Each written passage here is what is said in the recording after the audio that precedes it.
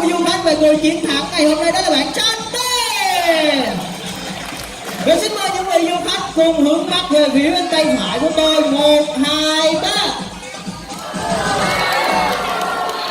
Về chương trình biểu diễn Sơn Kim đến đây là kết thúc. Cảm ơn những vị du khách đã quan tâm và theo dõi.